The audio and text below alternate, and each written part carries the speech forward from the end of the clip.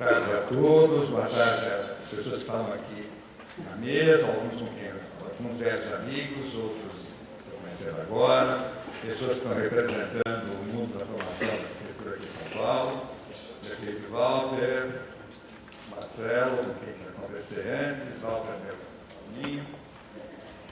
E eu dei aula nessa faculdade desde 1967, na FAO, até 2000, aproximadamente. E não acredito que faz quase 3 anos que me aposentei, mas eu ainda continuo ligado à FAO, porque uma vez FAO, para sempre FAO, então eu me sinto, apesar de aqui é um mundo louco, porque as pessoas quase todas são loucas, mas ainda me sinto em casa. E para mim é um prazer muito grande estar aqui com o convite do Arthur, que é um incansável batalhador em eventos, em situações importantes aqui dentro da faculdade, que eu sei. O Arthur também foi aluno da FAO. Enfim, eu acho que tenho uma parcela de responsabilidade nessa. Fico contente de ver os meus alunos agora todos são figuras de projeção, figuras importantes, né, para o nosso universo da cultura e da arquitetura brasileira. Então, isso para mim vai ser muito importante. O Arthur me convidou para essa palestra. Eu vou pedir desculpas aos meus colegas que não têm português como língua pátria, mas se eu me meter, já falei para eles hoje, a falar espanhol hoje vai ser uma catástrofe. Eles vão entender melhor o meu português do que o meu espanhol. Então, eu vou falar português mesmo, e me desculpem. Eu vou dizer nem dos Estados Unidos, porque se eles tiverem o seu intérprete que deve estar aqui junto, aí pode ajudar. Então, eu fui convidado para essa palestra sem absolutamente saber. É o Dácio que está aqui? Não acredito. Ex-sócio, colega, amigo de 60 anos. Não é nada. Certo? Então, é isso. O Arthur me convidou para participar desse seminário. Eu fiquei pensando esse tempo todo no que seria isso, porque nós conversamos relativamente pouco sobre o assunto. Eu não sabia que já existiam há 3 anos ou 3 seminários que aconteceram. Eu achei a coisa muito interessante, por um lado, e, por outro lado, uma coisa muito abstrata. Quer dizer, ela pode ter 1000 significados. O Walter, inclusive, já deu um que tem uma conotação outra, que vai para o lado semântico da coisa da representação, a representatividade. Realmente a coisa vai muito longe. Então, eu realmente tive muitas dificuldades. A última apresentação que eu fiz de alguma coisa de meu trabalho, que eu me colocando pessoalmente em relação às questões de arquitetura, isso é, a minha atuação como arquiteto, vamos dizer, eu fiz isso há pouco tempo, acho que foi o ano passado, ou esse ano, ainda em março, em São Carlos, onde eu fiz uma apresentação também de alguns trabalhos, lá em São Carlos. Então, esse material que eu estou usando para essas projeções, de uma certa forma, é o mesmo que eu trago. Eu apenas tentarei dar certas ênfases em alguma coisa sobre essa questão da representação. Já foi dito aqui, a questão da representação para nós é uma questão, eu acho, que é uma questão de linguagem, eu estou falando o óbvio, mas na realidade é uma coisa é um processo de comunicação, como nós, como criadores, como profissionais, como artistas ou não, nos colocamos perante o mundo, perante as nossas ideias de arquitetura. A ideia de arquitetura não existe na cabeça, ela existe no momento que nós pegamos um lápis e desenhamos. Não é, para mim, não é apertando o botão no computador. Então, eu divido a nossa vida, nós fizemos juntos esse percurso há muito tempo, antes de Cristo e pós-Cristo, substituindo Cristo aí pelo computador, vamos dizer assim. Não é muito, é um pouco desrespeitoso, mas dizendo que, de fato, eu acho que a questão do computador e da inovação tecnológica nos pegou de surpresa, de uma certa maneira, porque ela realmente veio muito depressa, e para nós, não sei se por Dácio também, mas para nós, na geração dos anos 30, foi muito difícil de seguir ou perseguir esse caminho. Eu sempre tive uma atuação meu escritório sempre foi um escritório muito pequeno, eu sempre tive uma atuação muito individual, os meus projetos são feitos com uma intensidade muito grande no que diz respeito à minha dedicação, então eu persigo, faço, executo e trabalho no projeto o tempo todo. Então eu tinha que, de alguma forma, tentar mexer com o computador, pelo menos com o AutoCAD, que é o que eu faço, ou tento fazer, pelo menos, para conseguir ter um diálogo com o restante da sociedade contemporânea. Isso significa, por exemplo, quando falamos de projetos complementares, projetos técnicos, nós temos que ter, então, uma linguagem, que é o termo que eu estava usando no início, comum. Nós temos que ter uma linguagem conosco, com nós mesmos, quando nós estamos desenhando e saber o que nós estamos desenhando. Nós temos que, às vezes, fazer maquetes que não são para mostrar para o cliente, há outro tipo de maquete. É a maquete que nós fazemos para mostrar o que nós estamos pensando, porque o nosso cérebro não tem essa capacidade de visualização. Então, nós usamos de instrumentos, seja quais forem, de representação, onde a base é o desenho, indiscutivelmente, é o desenho concreto, o desenho com papel e lápis, ou o que for na mão. Os traços que se dão, eles têm que se deixar de ser traços e significar outra coisa, que é uma materialidade do que vai ser. Nós estamos projetando coisas que são extremamente concretas e objetivas, elas são reais. O nosso desenho e a nossa forma de comunicação, portanto, a nossa forma de representação é extremamente abstrata. Mostrar um projeto para um cliente, mostrar um projeto para uma pessoa leiga em relação para nós é sempre uma dificuldade, porque a leitura, nós temos um nível de aprendizado em relação ao nosso dia a dia de trabalho, que é muito abstrato, por menos que nós reconheçamos isso. É uma linguagem que nós falamos com nós mesmos. Então, essa questão da representação, ela se dá em diversos níveis, como eu já disse, em relação a nós mesmos, saber o que nós estamos pensando em relação ao nosso próprio processo. Então, o processo de projeto é um processo mental, sim, mas é um projeto que passa do cérebro e vai pela mão, e é ali que ele começa a se realizar. Para mim, ainda é assim, eu ainda uso as minhas velhas pranchetas, nossas velhas pranchetas ainda eu sento, ainda desenho e faço croquis, e depois eu vou para o computador, sim, por preguiça. Isto é, o computador, nesta hora, o computador agiliza realmente algum processo. Eu quero verificar se eu estou indo pelo caminho certo em termos de dimensões, de proporções, de organização disso que eu estou pensando, do programa, como é que ele vai. Mas, então, sempre o ponto de partida é sempre a relação com o papel, com o lápis e a representação no papel. O computador vem depois. Ele não começa por ali. Eu fico muito aflito, porque no meu trabalho cotidiano, quando eu estou trabalhando com jovens, eles sentam no computador e começam imediatamente a trabalhar no computador e não são incapazes de parar para pensar, porque eu acho que é um processo de pensamento, o projeto. Pensar no projeto da forma que eu estou dizendo. Então, nós temos que estabelecer linguagens que têm que ser conosco, com nós mesmos, para começar, com as pessoas, com os clientes, no final, durante o processo todo. Com as pessoas, com os engenheiros, os técnicos que vão contribuir para o nosso projeto o tempo todo, calculistas, instalações, é outra linguagem também. Então nós temos que, a nossa linguagem ainda é o do desenho, claro, apoiado num computador fantástico, porém, é a representação bidimensional e tridimensional em termos, até certo, por enquanto, pelo menos. Claro que nós vamos chegar lá, já estamos chegando eventualmente, mas é isso. E depois nós temos enfim, a linguagem entre nós arquitetos, que é outra questão. Quer dizer, nós temos um idioma que nós falamos entre nós, que ele surge muito claro quando nós publicamos em revistas, nós publicamos em livros, nós estamos falando uma linguagem que passa a ser muito sintética, porque a compreensão é muito imediata. Nós estamos todos falando a mesma língua. Então, essa questão da representação, eu estou falando tudo óbvio, claro, mas é uma questão só que eu me detive para pensar um pouco. Como essa questão da representação é importante, porque é ela que estabelece esse diálogo com a sociedade como um conjunto mesmo, e com nós mesmos, que é o mais importante. Eu até trouxe aqui, e uma coisa que eu recomendo, eu não ia falar nisso aqui, deixei na minha pasta, eventualmente, deixa eu pegar. Que é o seguinte, fora essa questão do lápis, tem uma publicação que foi feita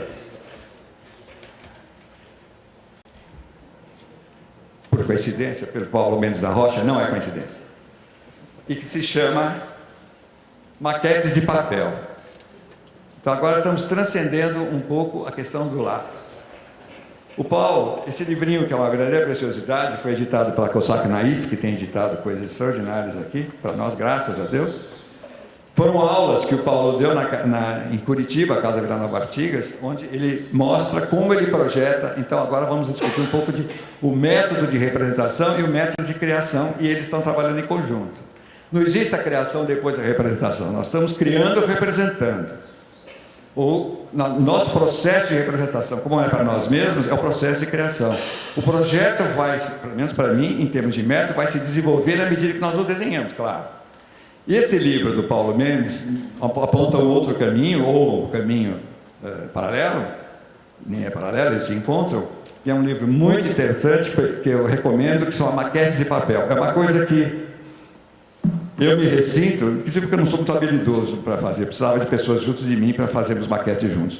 Mas a maquete de papel é muito interessante, o livro do Paulo, porque ele dá o sentido do projeto, da arquitetura do Paulo, e o sentido da arquitetura de uma maneira geral.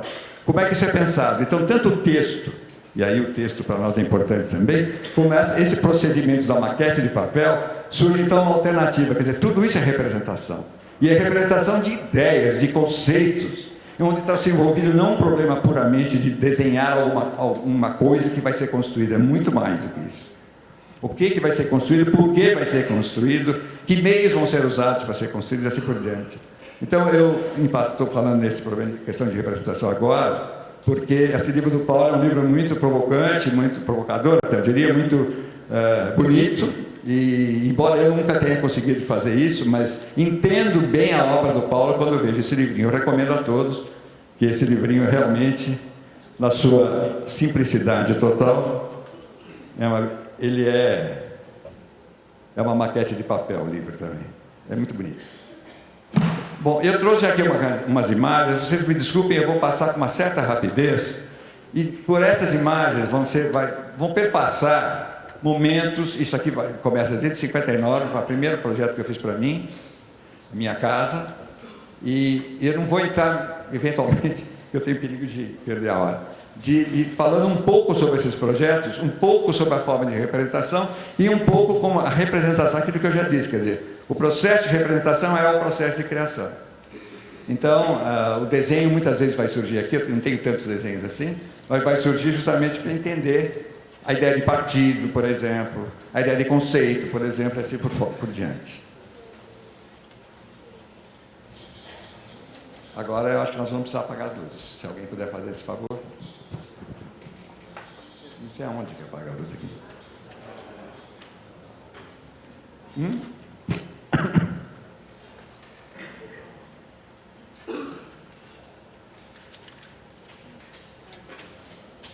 Dá, né? Dá leitura. Esse desenho que não é esse desenho, por exemplo, não é o desenho original. Quando eu fiz, o primeiro projeto que eu fiz para mim, real, que foi feito e foi construído, que eu precisei, foi o problema que foi minha grande, talvez minha maior ansiedade, minha maior aflição, foi ter que, de repente, desenhar não mais o que nós fazíamos. Nós já estávamos projetando, Dácio, eu e outros amigos, fazíamos alguns projetos, mas, de repente, construir para mim, então eu tinha que representar para mim mesmo um projeto que eu não sabia muito bem o que era. Sim, eu tinha uma série de visões, nós éramos considerados os arquitetos haitianos da FAO e coisas do gênero, e realmente nós sempre consideramos o Frank Lloyd Wright um arquiteto fundamental na nossa formação. Mas, então, essa casa aqui, na realidade, é uma casa que eu fiz para mim, que tinha que custar muito barato. Era uma casa que eu fiz com bloco de concreto, e adotei toda a técnica construtiva que já nasceu junto com o projeto, foi feita a partir de uma experiência que o senhor arquiteto Cláudio Gomes, que foi nosso colega aqui também, tinha feito com a habitação popular, aqui naquela época era periferia, hoje não é mais, no Tucuruvi, São Paulo. Então é uma casa muito simples, com a proposta que já tinha de crescer, então ela foi desenhada em função dos blocos, todos os blocos estão representados. A casa era pequena, vinha até aqui, depois com o aumento da minha família, eu tive que aumentar a casa, depois do aumento da família, essa casa não permitiu mais, eu tive que fazer uma casa maior para juntar todo o povo, que era muita gente, que é muita gente. Então, era uma casinha, em princípio, haitiano, mas que ela tinha... A minha preocupação maior é eu conseguir construir essa casa entendendo o que eu estava fazendo. Então, a questão de ser bloco, a questão de ser da esquadrilha de madeira, é tudo muito simplificado, ao máximo. E com uma timidez e uma hesitação permanente, insegurança, eu chamo. Mas, de qualquer forma, foi a primeira coisa que eu fiz para mim. E esse desenho que está aqui foi um desenho feito para publicação, não é o desenho original. O desenho original é uma coisa confusa que eu não tenho a reprodução dele aqui. Agora vamos passando mais rápido. Essa casinha que não existe mais. Tem um mastodonte lá, inacreditável. Inacreditável. Depois, aquela casa foi feita em 59, eu me casei em 59. A casa foi terminada em 60, eu me casei em 59. E a partir desse ano eu fiz uma série de projetos de alguns edifícios de habitação, que essa consultora Fábio Espaço, onde eu comecei desenvolvendo a ideia de fazer um projeto racionalizado e depois desenvolvendo a ideia de fazer um projeto racionalizado e com mais, onde tivessem embutidos algumas questões de pré-fabricação. É uma estrutura muito simples, com tijolo e concreto, caixilho único. E Gemini é um prédio que ainda está por aí, as pessoas gostam do prédio, me pedem licença para fazer algum ajuste, eles respeitam muito a arquitetura, que é uma coisa muito agradável, realmente. São 2 blocos que foram formados com essa. E aqui também a questão da representação do desenho. Por exemplo, nós estamos falando aqui para mostrar um projeto. Eu acredito que isso aqui deu uma ideia bem global, porque nós estamos falando em 3 dimensões, não 2.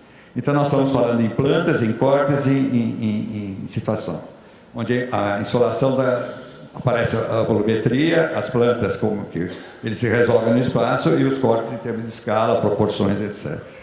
Então, essa forma de mostrar o projeto, aliás, aqui na FAO sempre tinha um aluno uma vez chegou para mim, estou falando de corte, e disse: professor, o senhor que gosta de corte, tem aqui uma solução. Eu falei: eu adoro corte. Mas também se você mostrar só o corte, não vai adiantar nada. Quer dizer, a representação é isso, meu filho. Gosta de corte. Enfim. Esse projeto está bem conservado, ele foi feito em 70, portanto, já tivemos mais de 40 anos, e continua bem conservado. Aqui já o mesmo projeto, agora pensado em termos de reprodução de vedações. Havia uma ideia de usar painéis pré-moldados nas suas vedações, a estrutura mais enxuta, a planta mais flexível. Tudo isso aparece nessa representação, que aqui não se vê, mas enfim. Aqui ainda estão desenhados os painéis que depois foram substituídos por blocos de concreto especiais. Então, a questão da construção, para mim, foi sempre importante. Então, nesse momento, vão aparecer alguns croquis aí, onde mostra bem como determinado sistema construtivo ele é definidor do projeto quase que do início. Então, a questão da representação aí surge assim. Fora a questão da fotografia, né? A imagem essa questão da representação, hoje tem viagens para fazer com essa em relação à questão da fotografia. A fotografia da arquitetura ainda é uma coisa muito importante. Há pouco tempo houve uma exposição de fotografia de arquitetura no Instituto Tomiataki maravilhosa, inclusive apareciam cenas incríveis, principalmente as fotografias de branco e preto, que são, a meu ver, muito mais interessantes do que os coloridos, muitas vezes, porque ela dá de uma forma muito forte a questão da luz e sombra e a volumetria. Então, tinha algumas fotografias de Brasília, do Marcel Gauthier, que eram absolutamente extraordinárias. E, enfim, então nós temos essa documentação da fotografia, agora estamos fazendo alguma coisa com cinema, estamos setando o 3D, então essa apreensão do espaço, quer dizer, representar o espaço com esse meio para alguma coisa que vai ser feita é uma coisa, depois apreender ou transmitir esse projeto pronto, feito, o recurso que a gente está usando ainda é fotografia. Eu ainda, talvez, se eu fizesse cinema, eu tentaria fazer com cinema. Uma vez fizemos uma experiência usando travelings por dentro dos espaços, em algumas casas, etc., que foi um resultado interessante, mas ainda não é o HD hiperrealista, não. Nós temos que trabalhar um pouco a cabeça para visualizar o espaço. Vamos em frente. Isso aqui foi uma fábrica que eu fiz em Orlândia, há muitos anos atrás também, 72, 76, toda ela de pré-fabricados e pré-moldados, algumas peças industrializadas, outras moldadas no canteiro. Também o desenho, a modulação, todo o desenho da organização, desde o início ele já surgiu com essa intenção. Então, esses desenhos não vão aparecer agora. Só para dizer isso aí, isso é o clube da mesma fábrica, clube social da mesma fábrica, que é muito simples, as fotografias são recentes. Agora vai aparecer uma coisa aqui.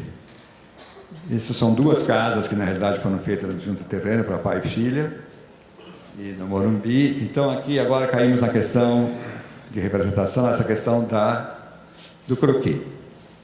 Esse croquis foi feito a posteriori, diga-se de passagem. Eu fiz a pedidos do Hélio Pinhon, que publicou um livro sobre alguns trabalhos meus e pediu uns croquis, que eu fizesse mesmo uns croquis. Eu fiz, acho que foi para o Pinhon, sim. Um livro foi publicado em Barcelona. E, então, esse aqui é um croquis que dá a ideia do conceito básico da casa. Quer dizer, um módulo básico de 3,70 com abóbadas, e essas abóbadas se repetindo ao longo do terreno, formando diversos espaços. Quer dizer, é uma leitura que eu faço, porque para mim, eu vendo isso aqui, eu entendo absolutamente a casa toda. Evidentemente que não é o caso. Vamos em frente. Aqui já é um desenho mais de divulgação, enfim, a publicação, já aparece essa volumetria através desse recurso da sombra, porque a sombra define realmente o espaço e sempre acompanhada da elevação. E aqui alguns resultados dessa arquitetura.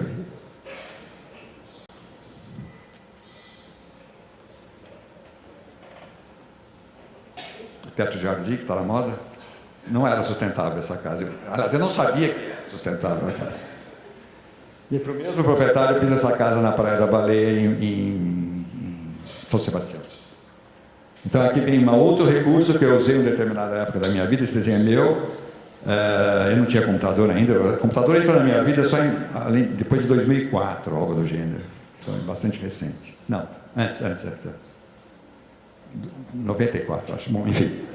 Então, isso aqui era uma linguagem, meus contemporâneos conhecem, Bruno Padovano, evidentemente, que está aqui do meu lado, na minha frente, que é a perspectiva isométrica como mostrando uma volumetria. Isso aqui se usou muito mais na época, e para mim foi muito interessante, porque essa casa foi organizada em torno de um pátio.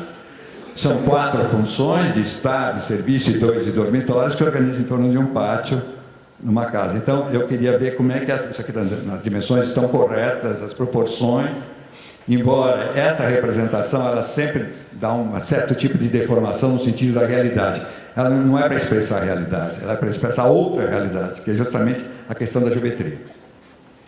Então, a geometria passa a ser para nós, sempre fiz muita questão de dizer isso na FAO, mas os alunos me olhavam meio desconfiado, que geometria é uma disciplina absolutamente essencial para nós. Nesse caso, Frank Lloyd Wright, nós sempre dizíamos, eu sempre dizia também, que a arquitetura sempre se baseia nas possibilidades que os materiais de desenho nos dão.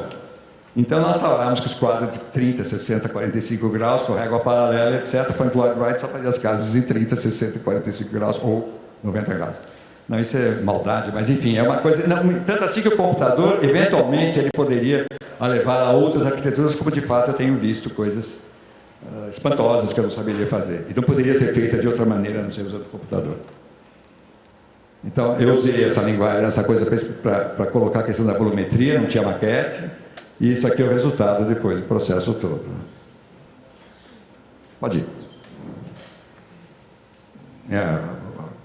Esse aqui, a casa foi feita em 2 etapas, uma primeira com pátio central, depois, já que a própria casa já dava essa indicação de uma expansão, que foi feita uma ala nova naquela parte lá de lá.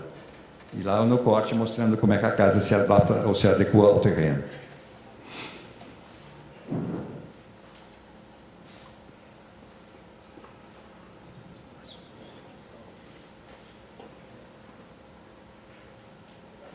Concreto, alvenaria, vidro.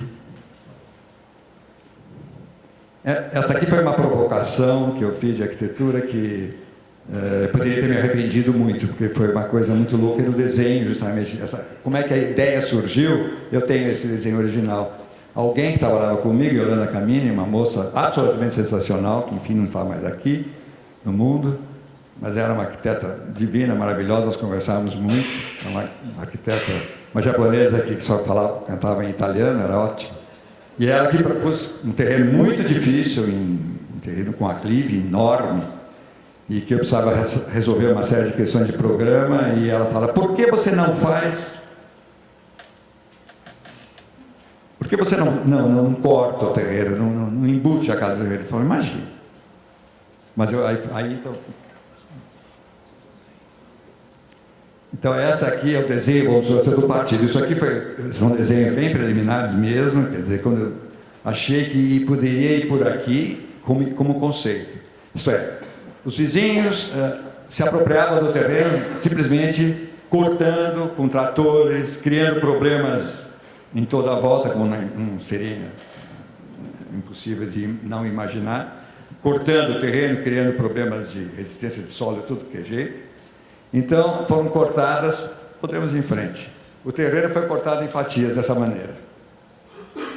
E a casa foi embutida e todos os espaços abrindo para espaços externos. Então, ele acaba resultando uma planta de implantação curiosa, totalmente abstrata, e ela não é absolutamente concreta, ela é real. Com essa sombra mostrando o que acontece com a volumetria. E agora já é um desenho transformar essa maluquice num projeto executivo, portanto, que foi feito. Isso aqui são os desenhos de execução da casa, enfim, infelizmente não foram levados como deveriam, que eu fiz até um desenho de drenagem especial para essa cobertura, etc. Então, há uma ideia de implantação que surgiu de início, que se manifesta naquele croquis, e depois foi desenvolvido teimosamente até chegar ao fim. Houve questão de custo, que nós não pudemos controlar tão bem, etc. Mas isso aqui é um desenho que foi para a obra. Então, aí esse é um outro significado da questão da representação. Quer dizer, para mim é muito importante esses desenhos estarem na obra sempre, estarem no balcão de obra, onde for. Quer dizer, a pessoa que está construindo, os pedreiros, o mestre, todas as pessoas envolvidas, terem um conhecimento do que eles estão fazendo. Então, esse desenho sempre estava na obra, inclusive por não ser uma obra típica, era uma obra fora dos padrões. E aí está ela. Os espaços internos. E depois, logo em seguida, eu fiz uma casa para mim, que foi a segunda casa que eu fiz para mim, com minha família, eu com 5 filhos, minha sogra eventualmente morando comigo.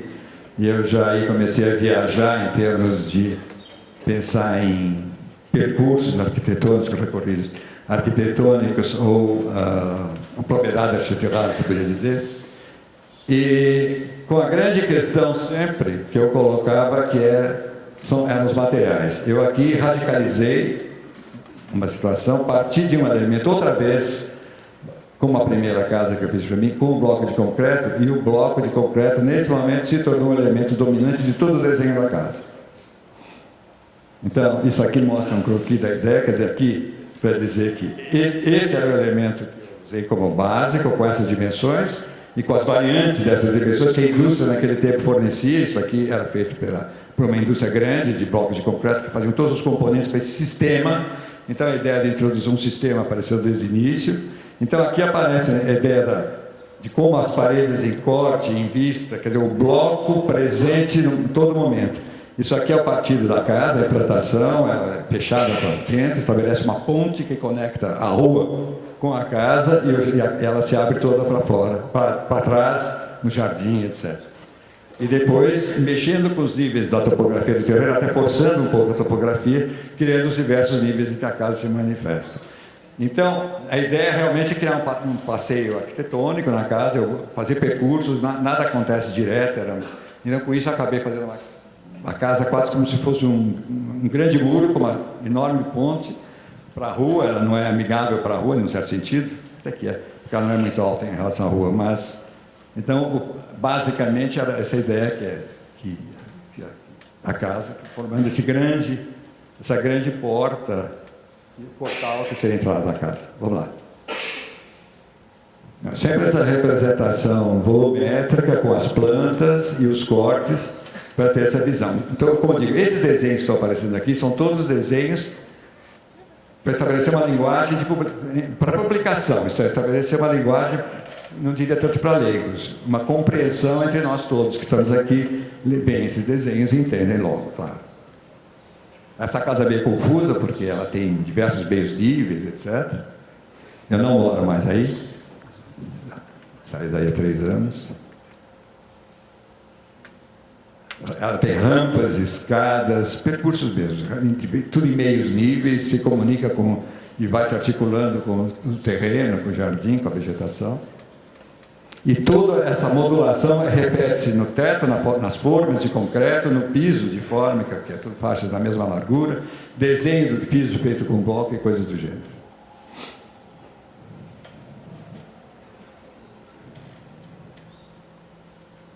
Agora eu vou passar uma série de casas e vão aparecer algumas formas de representação. Essa talvez é um dos projetos mais bem-sucedidos que eu fiz até hoje, por uma questão de projeto mesmo e por uma questão de execução. Ela é primorosa como execução. Uma casa voltada para a rua, onde aqui é a rua, aqui existia um grande arvoredo, aqui existia uma casa que estava caindo, foi substituída justamente nesse lugar, então foi proposto fazer uma nova casa aqui e deixar intocada a topografia e a vegetação. Então a casa é fechada como um L para a rua e por esse vizinho se abre totalmente para cá. E aqui então mostra, e ao mesmo tempo o terreno subindo e como a casa se apoia sobre o terreno, criando espaços dessa natureza que a gente vai ver mais adiante. Então o croquis, embora tenha sido feito a posteriori, só para dizer que isso aqui foi, desde o começo isso aqui vem sendo usado o tempo todo. Se eu fosse para o computador nisso aqui, eu paro de projetar, vou para o computador, verifico um pouco as dimensões e volto a fazer croquis até achar alguma coisa que me parece que seja um caminho. Então esse diálogo entre o modo de representar e o processo criativo é permanente mesmo. Então acho que quando a gente fala em ação de representar, ou representação, ou coisas do gênero, em sentir que nós estamos falando de representação, nós estamos falando do processo, da metodologia de trabalho mesmo. Ele pode ser através do croquis. Eu tenho há pouco tempo vendo o trabalho de um meu ex-sócio, Arnaldo Martino, que às vezes faz projetos totalmente desenhados à mão livre. Ele é mais moço que eu. Ele tem uma desenvoltura tecnológica incrível, inclusive ele trabalha muito bem com estruturas, ele tem uma sensibilidade técnica muito grande. Mas ele tem projetos menores, claro, que ele faz inteiramente sozinho e à mão livre. Os desenhos são absolutamente primorosos, como beleza gráfica e como clareza de intenção, e como clareza do que está sendo feito. Quer dizer, esses desenhos eles têm que mostrar para a pessoa o que a gente vai fazer. E aí, outra vez, eu falo a questão da geometria, de vez em quando eu me lembro que Oscar Niemeyer, então, não usava régua paralela, bobagem. Na hora de fazer as amebas, tinha que geometrizar aquilo, senão seria impossível de transformar aquilo em alguma coisa factível. Mesmo que o Joaquim Cardoso fosse o gênio que ele era, o calculista do Oscar, mas ele precisaria geometrizar isso, entender esse processo. Hoje, com o advento do computador, as coisas são as mesmas, só que os processos são outros. A mesma, mostrando exatamente aquela situação que eu falei, um andar embaixo, que é simplesmente uma cobertura, uma parada de automóveis, um jardim, e a casa se apoiando no terreno dessa forma. Ela é em concreto e tijolo, a casa inteira se repete. Aqui dá para ver bem essa questão da implantação, o pátio interno, quartos, salas abrindo para o terraço, serviço aqui, a cozinha, inclusive, abrindo para esse pátio interno, como a gente vai ver. O acesso, circulação, a cozinha, a sala e o terraço que abre para o jardim.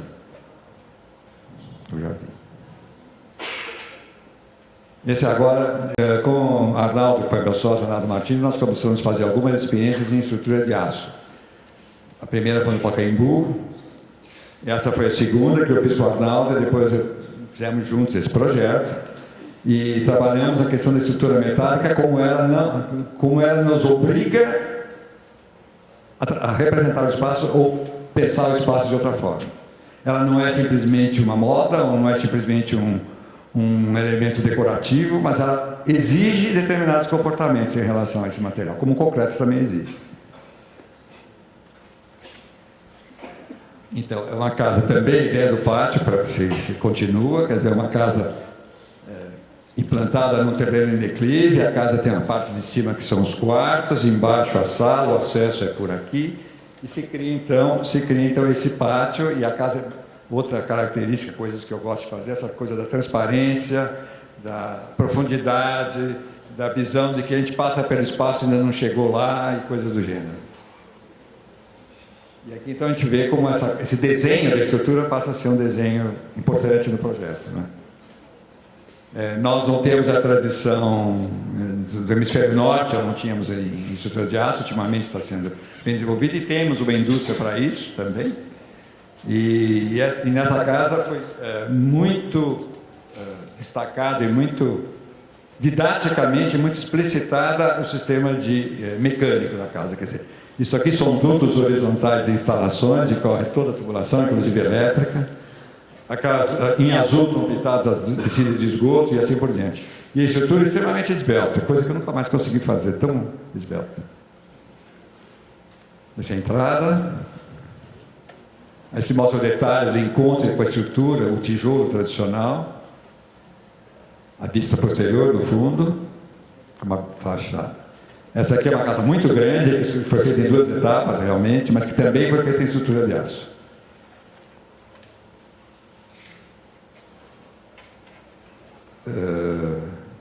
Bom, aqui eu estou reproduzindo o desenho, veja só o tamanho do terreno, que é uma quadra inteira, no Alto Pinheiros.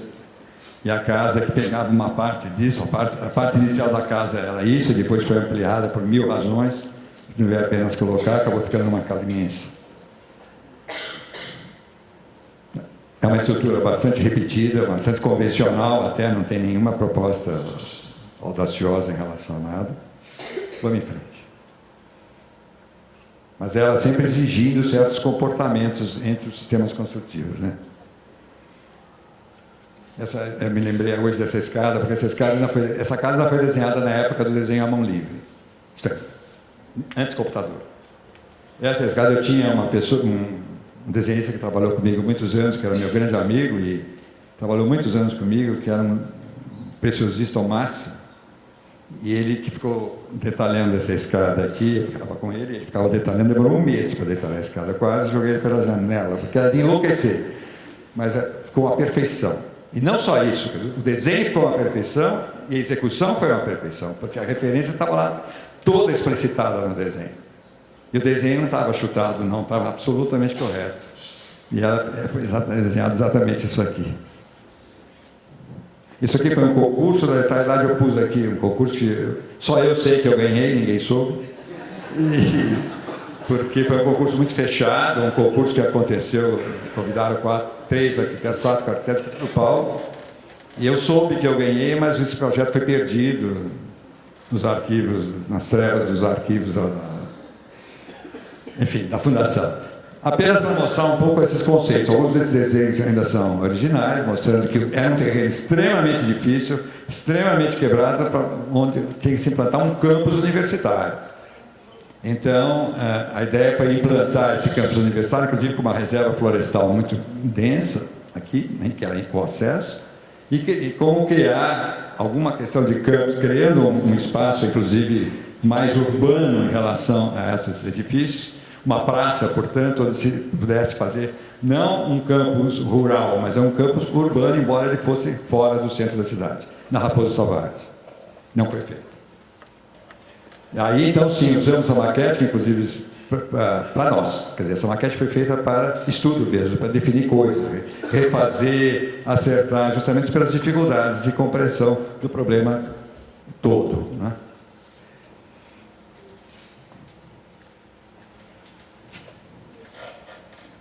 Essa é uma casa que não tem nenhuma característica especial, não sei que é dividida em 2 volumes, também com esses 2 aliados. Pode ir. Sempre a mesma conceito de representação, já que o assunto é esse, certo? É isso mesmo? Acho que é. Então, essa questão da representação é sempre uma forma de representar algumas ideias principais. Porém, aquela coisa da alma do projeto, do sentido do projeto, do espaço que ela gera e tudo mais, ela não vai ser representada por aqueles desenhos. Não vai. Não vai. Nem a maquete vai.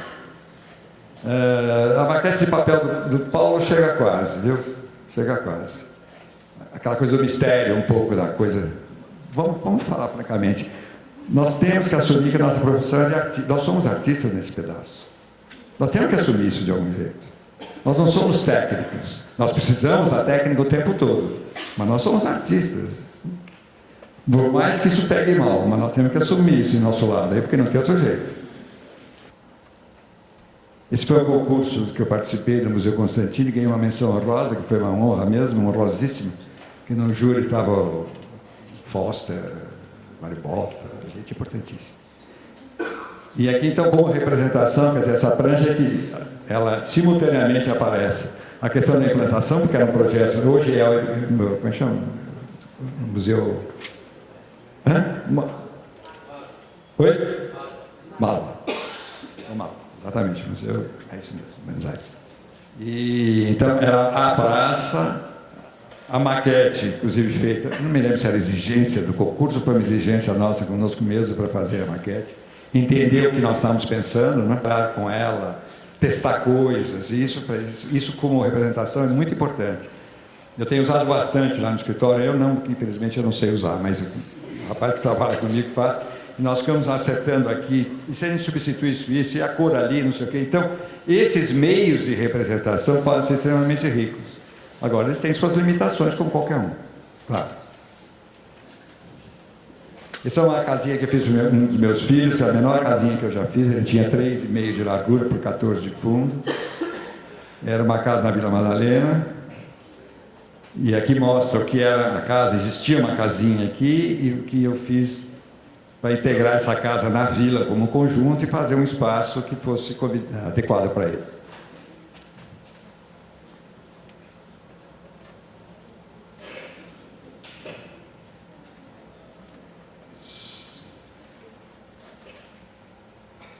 Agora é o oposto, é uma casa de fazenda enorme, numa região onde não tem limites, onde não tinha terrenos, onde não tinha limites, era simplesmente uma área rural, e onde eu tinha que implantar uma coisa que não existia nenhuma referência, o que é muito difícil para a gente projetar sem referências, de vizinhos, do contexto urbano, etc, etc. Então eu tinha que dimensionar esse espaço em volta para poder ir criando alguma coisa que fosse próximo de ser uma casa. Então, na realidade, ela foi pensada como sistemas construtíveis muito simples, absolutamente singelos, de alvenaria, madeira, telha de barro, etc. E a ideia foi quase criar uma pequena vila, uma vilazinha, um campanário que não é um campanário, é um elemento vertical que funciona como uma caixa, que é uma caixa d'água, na realidade, e através desses elementos e de grandes muros, eu faço uma reverência ao Barragán, claro, mas usando esse tipo de coisa, criar então um espaço de escala intermediária. Então esse desenho representa um pouco essa ideia de um aglomerado urbano para poder criar essa nova elemento de paisagem, porque a paisagem era um descampado.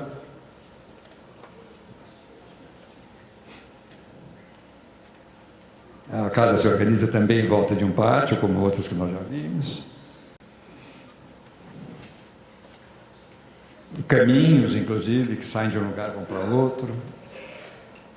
E assim vai.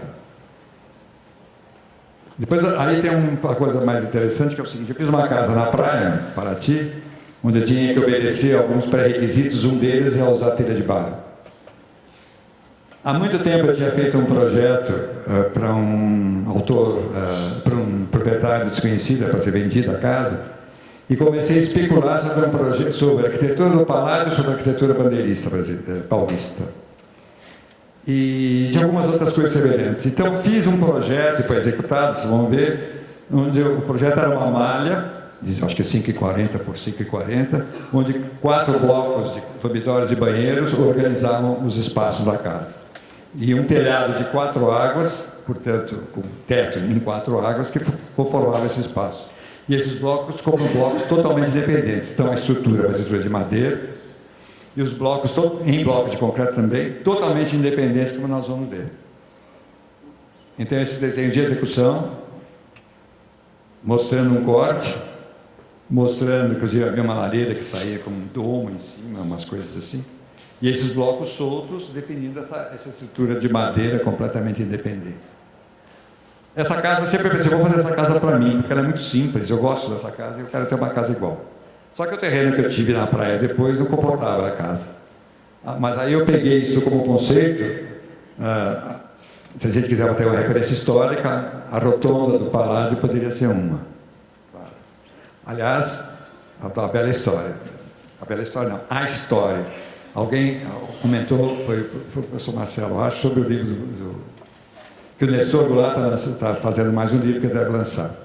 Eu comprei há pouco tempo aqui na Livraria da Edusp um livro que se chama Desenho e Desígnio, algo que tem Bartigas, mas não tem nada a ver diretamente. que é um livro sobre os desenhos das fortificações brasileiras construídas no século XVI pelo Brasil. São desenhos, representação daquelas fortalezas que foram feitas pelos militares no século XVI e XVII no Brasil. É um livro absolutamente precioso em termos de representação. Absolutamente precioso. Eu estou fascinado com esse livro que eu comprei. Isso tem lá, quem quiser ver, foi feito como trabalho de pós-graduação aqui dentro da FAO. Inclusive, é um resultado, eu acho, de um trabalho de doutorado. Muito bonito. Muito bonito, irmão. Esqueci o nome da autora, é uma pessoa fantástica. Mas, enfim, essa relação com a história que nós temos, eu me lembro sempre quando eu estava aqui na FAO, dando aula, etc., os meninos precisavam ser originais. Eu estou falando do pessoal do primeiro e segundo ano, precisava fazer uma coisa diferente. Eu acho que eles iam ver os caras falar e achar que vamos fazer uma coisa diferente. Fazer uma coisa diferente. Então, apareciam aquelas coisas mais esquisitas que saíam, não sabia bem de onde. Aí eu falava assim, o negócio é o seguinte, pessoal, nós somos no meio da história, nós somos parte dessa história. Inclusive, tem coisas que para vocês são história, para mim é memória, quer dizer, eu sou antigo. Então, essa coisa da referência histórica, não é à toa que vocês estão estudando história aqui no Departamento de História.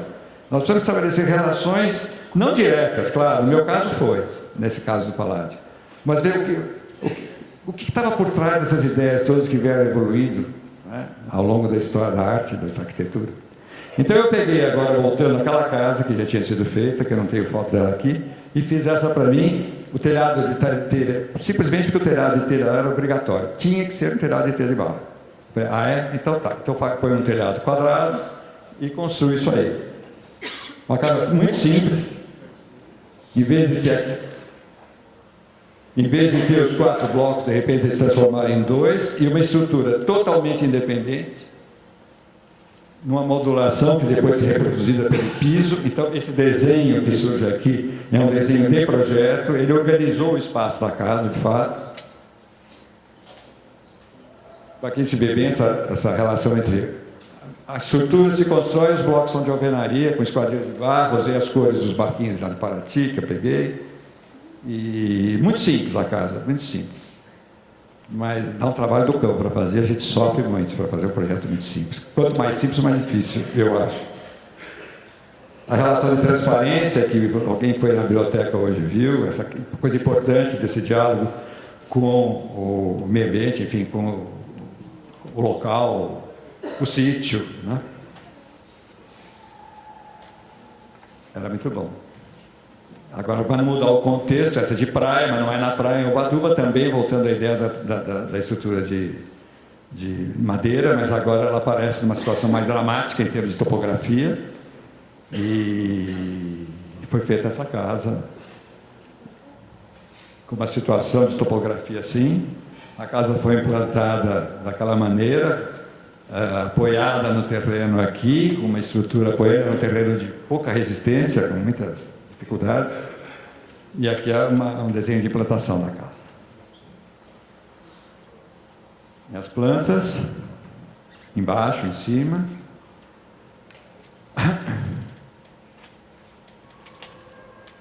Uma situação muito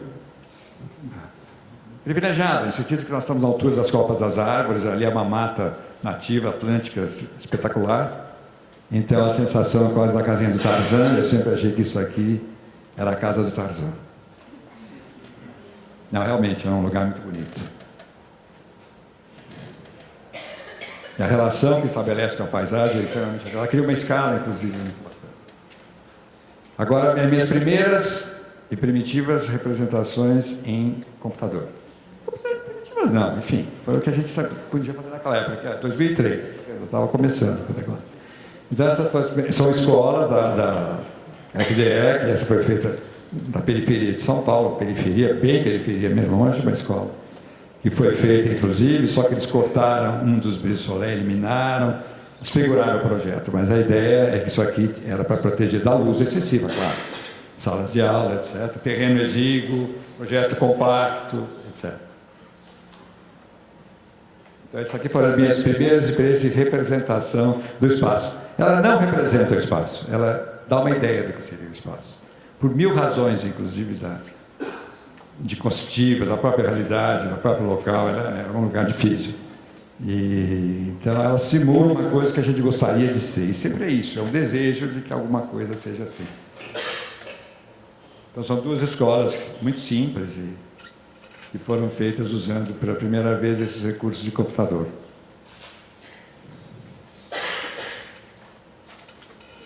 Isso aí agora é uma casa que eu fiz para o meu outro filho. Eu fiz a casa para todos, são 5. E foi legal. E é uma casa que todo mundo vai achar uma inspiração misiana, pode ser até que tenha. Eu sempre fui um fã de carteirinha do Mies van der Rohe, em todo caso. Mas ela surgiu de restrições do local, no Butantã, sítio Butantã, terrenos onde anteriormente moravam grande parte dos professores aqui da USP, moravam ali porque é muito próximo. E também é uma estrutura, então aí aparece a questão da estrutura sempre como uma coisa muito definidora do espaço, como organizadora do espaço. Não é o que acontece hoje com a arquitetura que nós estamos vendo produzida pelos, por exemplo, Álvaro Siza, Stephen Hall, Rancuras e Zaha Hadid e vai por aí. É uma outra linguagem que eu não vou nem colocar aqui, porque era uma outra questão para a gente discutir, realmente. Que é a arquitetura que está se produzindo hoje, de fato. É uma casa muito simples, com terreno muito regular, e a casa foi organizada num único espaço, dividindo esse espaço ao meio, criando uma parte para os quartos, e esse é o espaço restante.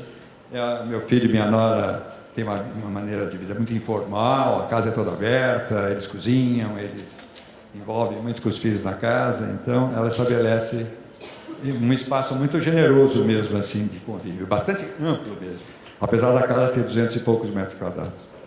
A estrutura pode ir. E criando também sempre esses elementos de sombreamento e de atenuação da luz. E esse é o espaço.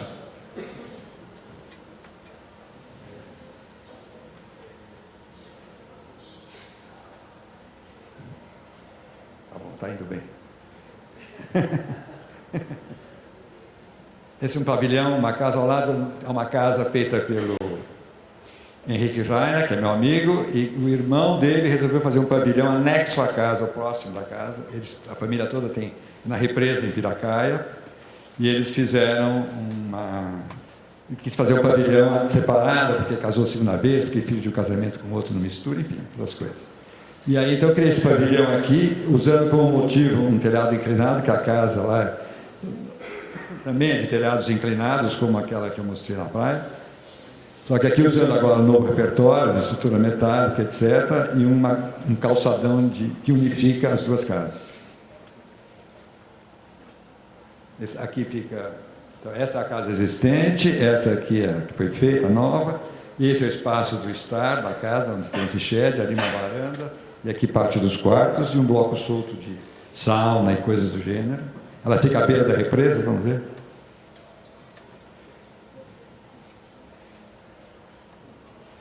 Esse é o shed, que tem uma face noroeste, portanto, a proteção do sol. Aí ela parece um pouco um navio, né? Mas tudo bem. Sem problemas. E esse é para o meu outro filho, que é a filha mais recente, também estrutura de aço. Um terreno muito irregular, muito difícil, com restrições da CIT, que eu tive que fazer umas proezas para conseguir acomodar o programa dele nesse terreno. E acabou gerando uma coisa meio não muito regular, o que, de uma certa forma, fez com que eu também projetasse torto, não deixasse projetar torto, como todo mundo está fazendo hoje em dia, saindo do prumo, enfim. Então, essa forma surgiu realmente do terreno. A gente vê depois. Então, o terreno é aquela coisa irregular, a casa é retangular, e depois a gente vê na planta. Pode ir. Então, acaba gerando esse espaço, com esses caixilhos aqui, no recuo obrigatório, e aqui é uma varanda coberta, e assim vai. E a estrutura aparece aqui, ela é bem regular e bem enxuta. São 3 pares de pilares que suportam a estrutura da casa. Ainda usando sempre o mesmo véu, como foi usado na biblioteca, o elemento de proteção de luz.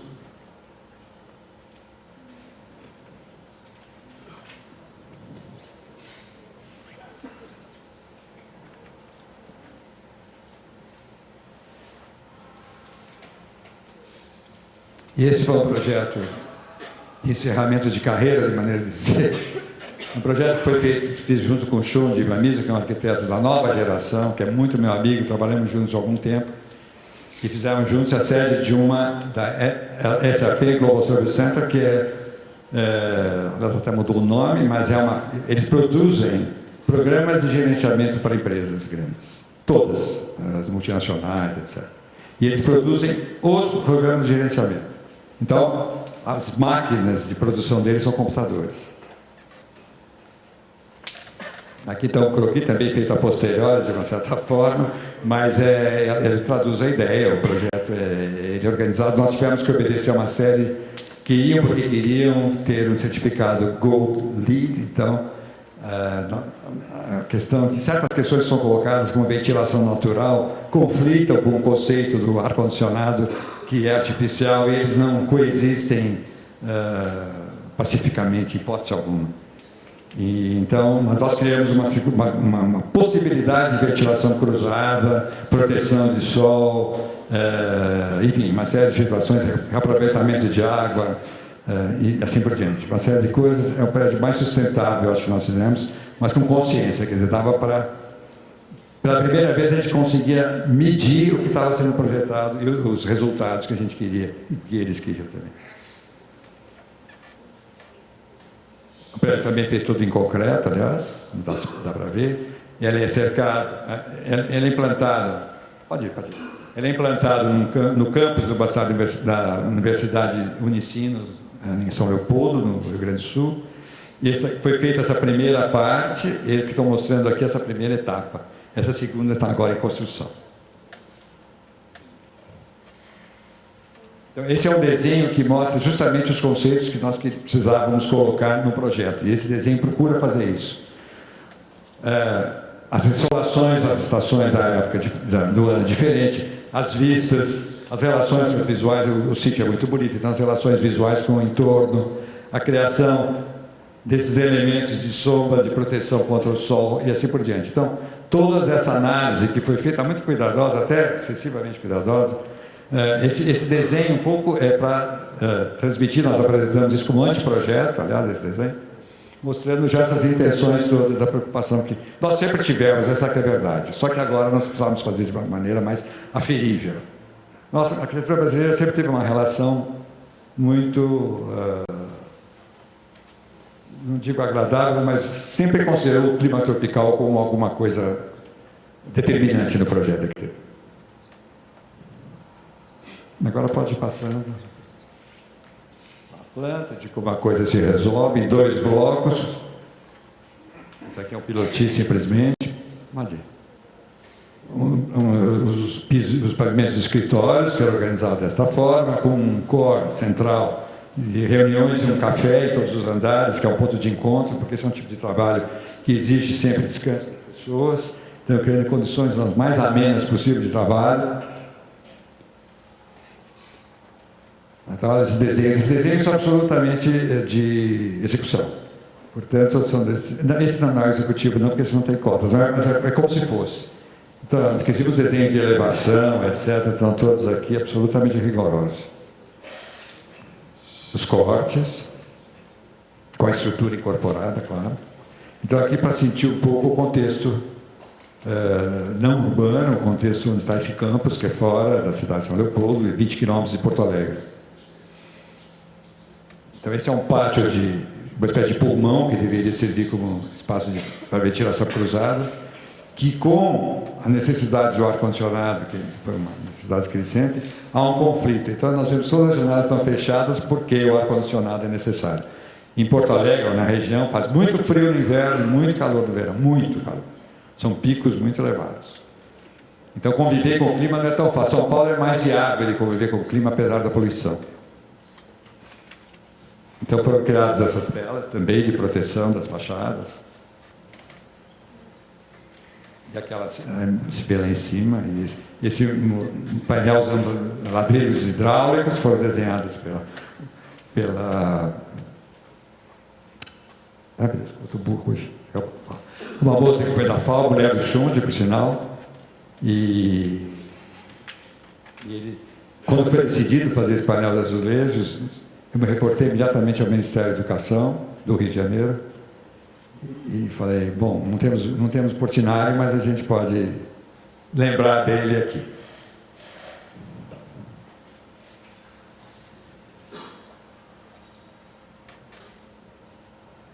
Esses são os espaços comuns, né, dos cafés, etc., espaços centrais. Essa transparência que foi desejada o tempo todo no projeto, desde o início, naquele corte aparece, ele aqui dá para ver o que acontece. Então, são dois blocos, na realidade, pela transparência, eles se unem. Esses são o café. E, afinal, a biblioteca, que, para quem não sabe, fica logo aqui do lado da FAO. Nós tivemos com alguns de vocês lá hoje. Essa história da biblioteca, eu não quero me estender muito, mas ela tem uma história comprida, porque o projeto foi inaugurado em março desse ano e ele começou há 12 anos, talvez, ou 13 anos, a falar-se disso. José Higuita Minder, José Minder era um bibliófilo famoso no Brasil, tinha uma coleção feita por ele desde os 14 anos de idade, onde ele foi adquirindo livro por livro. Portanto, era uma biblioteca de obras raras, e, em geral, raras no sentido de ser únicas, muitas vezes. Tem alguns exemplares da biblioteca que só tem 1 ou 2 exemplares no mundo. Então, é uma biblioteca preciosíssima nesse aspecto. Ela é composta de... dele era internacional, mas ele acabou, num certo momento da vida, querendo dar um destino à biblioteca, porque ele foi envelhecendo e achava que precisaria dar um destino a essa biblioteca. Então, ele decidiu que essa biblioteca tinha que ser doada para a USP, que era a universidade que ele fez. Ele era advogado, formado pela Faculdade de Direito, e, portanto, ele tinha que doar isso para a USP. O processo de doação, eu não vou nem entrar em detalhes, porque é algo tão surrealista que o Kafka nunca imaginaria. Ninguém imaginaria. Foi uma coisa quase que não se conseguiu fazer a doação.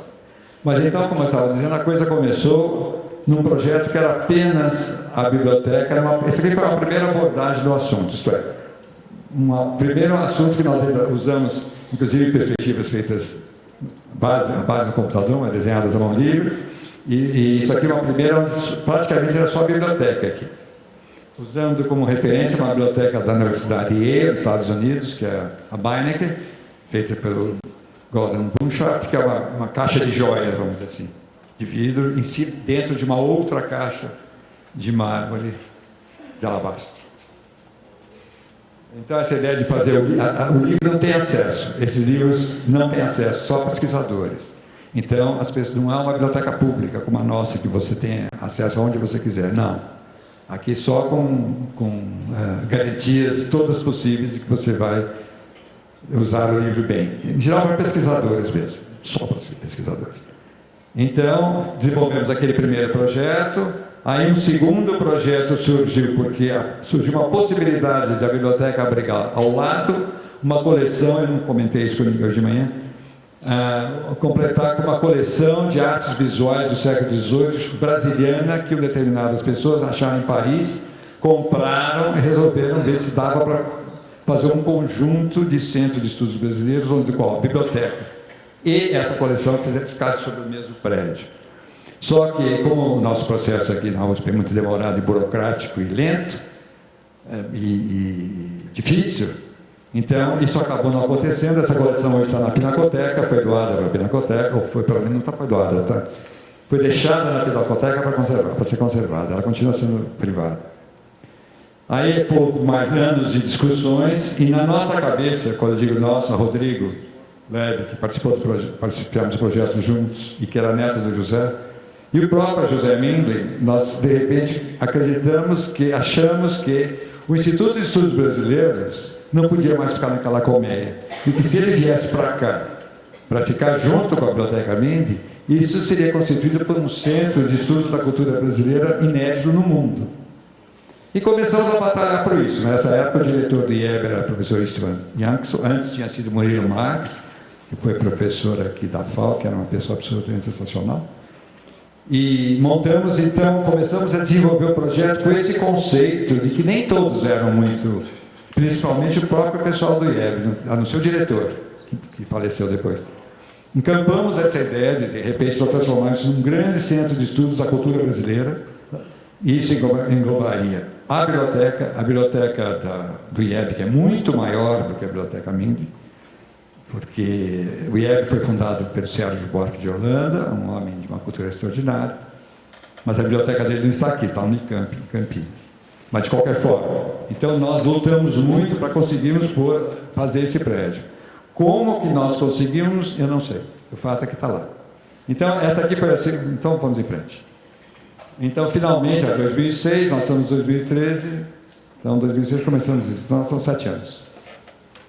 Aí, então, surgiu esse prédio que vocês podem ver aí, onde a biblioteca não é mais o edifício principal, a biblioteca está aqui, o IEB está aqui, um auditório para uso da universidade, coletivo, portanto, e atrás um lugar que era para espaço de exposições e que acabou abrigando, por vontade do reitor, que eu achei no fim uma coisa muito boa, a livraria da EDUSP, que é a editora da USP. Isso acabou tornando, inclusive, uma coisa muito importante quando a gente vê esse desenho, aqui esse pórtico, é que ele realmente marcasse uma passagem livre e desimpedida, como se fizesse parte do circuito de pedestre da universidade. Quer dizer, a ideia é que isso aqui você pode atravessar isso livremente sempre.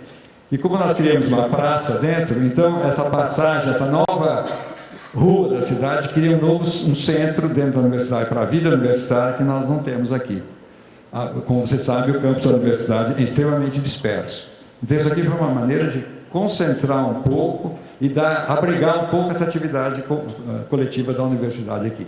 Então, essa passagem, isso aqui, desde o primeiro projeto que nós vimos lá, no segundo até que não tinha, porque eu não gostava dele. Mas esse projeto manteve esse caráter desde o início, que é o edifício ser uma passagem, e não um edifício que você entra, mas você passa por. Aí, quando você está lá dentro, aí sim você escolhe onde você quer ir. Então, aqui como é que foi organizado esse espaço, também um espaço central, os livros, esse aqui é um corte passando pelo IEB, aliás, aqui acervos, e aqui departamentos didáticos, administrativos e assim por diante. E aqui um subsolo com apoio técnico reservas técnicas, etc. Essa foi uma maquete que eles quiseram ver, porque aí está a história. O desenho, como eu já falei antes, abstrato, e a maquete revela um pouco mais as intenções do projeto e ajuda as pessoas a visualizarem, mesmo que essa maquete esteja errada demais. A proporção está errada, uma série de coisas, mas tudo bem, deu para compreender. Há uma coisa que nós desenhamos com muita delicadeza, que é uma praça aqui na frente, que não foi executada. Tem que ter, né? Claro, mas nunca. Mas o tem que ter é relativo. Então, aí está a implantação, a professora o Alberto, aqui é a Praça da Reitoria, essa praça que foi desenhada, para cá, com desenho mesmo. Então, e aí está o projeto. Foram mantidas, eu tenho a impressão que 5% das árvores que estão aí só foram removidas, nós fizemos replantios em outras áreas da cidade, todas as outras foram mantidas. Então foi muito bom, porque tem um bosque assim, que cria um ambiente muito favorável. Esse é o subsolo, as galerias, esse é o nível de entrada, que cria essas duas praças, aqui onde foi feito o livro, pensado como um anel de livros, que os livros estão sempre presentes, mas não são tocáveis, uma vitrine quase. E aqui uma praça do IEB, alguns de nós tivemos lá hoje. Esse espaço acabou sendo um espaço da livraria da EDUSP, em cima um café que ainda não estava funcionando, e o auditório. Então essa passagem que continua, e aqui essa praça que converge para esses 4 setores aqui da praça, né? Diversos pavimentos, aqui mostrando a biblioteca, como é que ela foi organizada, com essas passagens, aqui é um espaço de grande altura, e essa circulação entre os anéis é feita por aqui, por fora do anel. Os cortes nos diferentes setores do prédio, um passando pelo auditório, pela sala de exposições, um passando pela Biblioteca Mindlin, pelos grandes formatos, e esse pelo IEB. Longitudinal. E essas quatro perspectivas nós fizemos quando o prédio estava começando, a obra começando, e eu tinha certeza que eu jamais recebi isso feito na vida. E não acreditava, de jeito nenhum, mas foi. Quem já esteve lá pode ver que é interessante ver essa representação do espaço numa perspectiva desse tipo, numa renderização desse tipo, e o espaço real. Quer dizer, é próximo, mas não é a mesma coisa.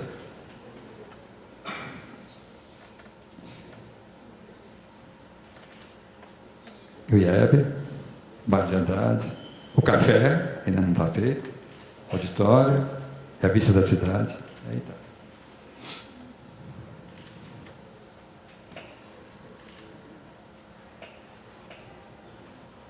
Esse é um corte pegando justamente a Biblioteca Mindlin. Os anéis de livros, que são visíveis, esse grande átrio onde a biblioteca, onde estão os livros raros, é só brasiliano. Quer dizer, a parte dos livros de José Mindlin que vieram para cá são especificamente sobre o Brasil. Eles são privatizados, com grau de umidade controlada, etc, etc, etc. Esse é o espaço que nós chamamos de grandes formatos. Na realidade, essas galerias são o prolongamento dos anéis e a circulação entre eles é feita por essa escada aqui. A transparência, essa relação com o entorno, que é importante. E agora um corte pegando o auditório e o salão, aí a livraria, e etc. Essa é a praça, aí está ela. A livraria hoje e o café em cima. A livraria, o auditório, esses são todos desenhos executivos, desenhos de obra mesmo. O auditório, onde eu estou?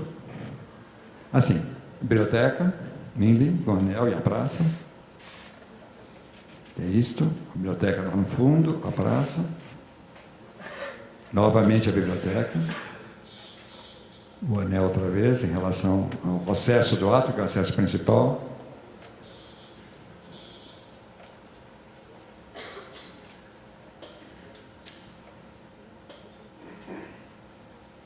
Sala de leitura, uma vista noturna, com a sala de leitura embaixo e os grandes formatos em cima.